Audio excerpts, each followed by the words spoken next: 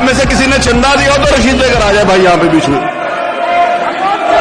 आप लोगों में से किसी ने कोई चंदा दिया हो तो रसीद लेकर आ जाओ भाई यहाँ, जरा देखे तो सही आपका कौन सा पैसा चोरी हुआ है। जरा रसीद लेकर आ जाओ जितने खड़े हो यहाँ पे। कह सकता हूं कि हमारे ये नहीं, दिस इज नॉट लॉ। आप उसको नीचे करिए। सचिन आप मुख्यमंत्री जी के फोटो को नीचे हमारी ये सरकार प्लीज आप उसको नीचे करिए। आई विल नॉट, मैं आपको बाहर निकाल दूंगा। कहते हैं कि सियासत की किताब के कुछ पन्ने इतने साफ होते हैं कि उन्हें पढ़ने के लिए चश्मे की जरूरत नहीं पड़ती, लेकिन जब पन्नों के बीच से कोई खजाना गायब होने लगे तो शोर मचने के बजाय अचानक एक गहरा सन्नाटा क्यों छा जाता है। आज बात किसी एक व्यक्ति या दल की नहीं बल्कि उस पूरी व्यवस्था की है जहां इशारे काफी होते हैं और परछाइयां खुद सच्चाई बयां कर देती हैं।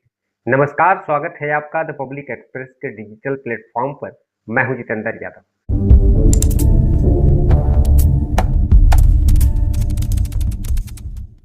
जरा उस मंजर को महसूस कीजिए।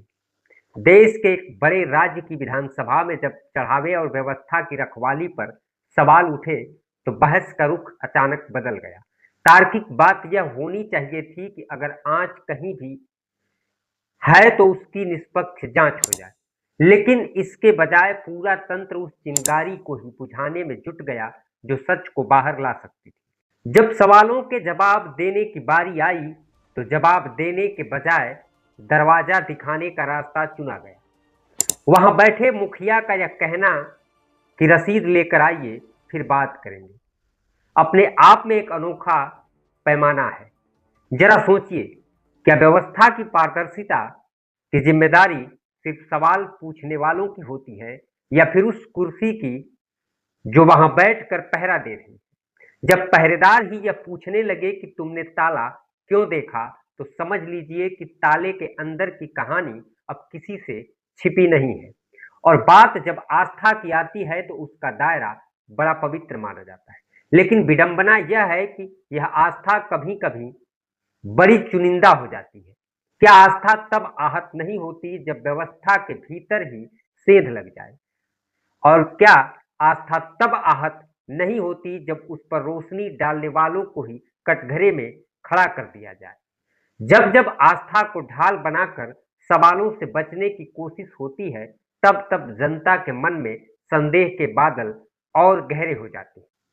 यह दास्तान सिर्फ एक राज्य की सीमाओं तक सीमित नहीं रहा, इसका दायरा बढ़ते बढ़ते देश की सर्वोच्च पंचायत यानी संसद तक जा पहुंचा। वहां भी कहानी का सार एक ही था, गलती हमारी नहीं उस आईने की है जिसने हमारा अक्स साफ दिख रहा है। लखनऊ से लेकर दिल्ली तक जब एक जैसी प्रतिक्रियाएं सामने आने लगे तो समझदार लोग खुद समझ जाते हैं कि धुएं के पीछे कहीं ना कहीं चिंगारी सुलग रही है।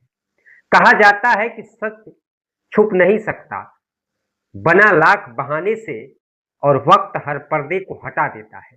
आज इन गलियारों में जो खामोशी है वह किसी अनहोनी का संकेत दे रही है। इस मुद्दे पर आप क्या सोचते हैं? अपनी राय कमेंट में जरूर लिखिए। नमस्कार।